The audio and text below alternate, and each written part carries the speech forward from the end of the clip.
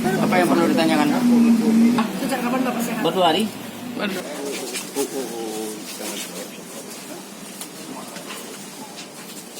Oke bang. Bang, bawa bang. Atas. Jangan Bang.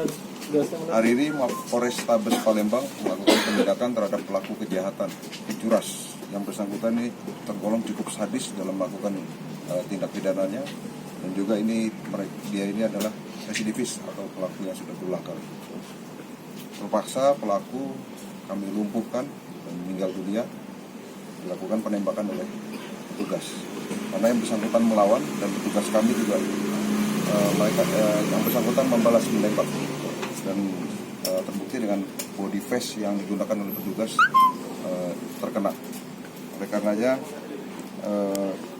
kasus ini yang terjadi pada tanggal 14 Desember 2019 dan berhasil kami ungkap.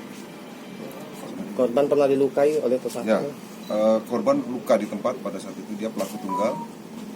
Namun perkembangannya korban meninggal dunia. Kejadiannya di mana? Kejadian di seputaran Jembatan Ampera.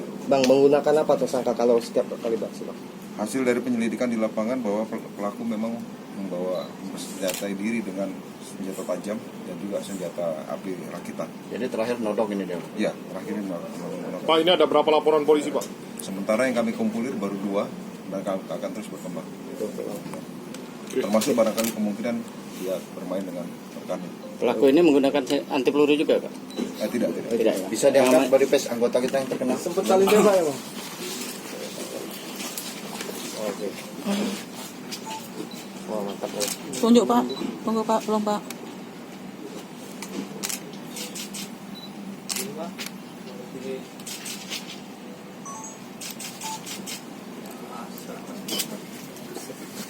Jenis senjata yang digunakan pelaku apa? Jenis revolver ya? Revolver rakitan, isi peluru berapa nih? 5. Isi 5 silinder.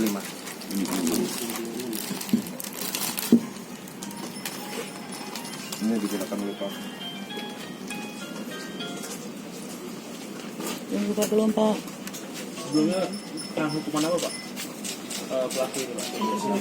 Sama, perbuatan yang sama 365. Silindernya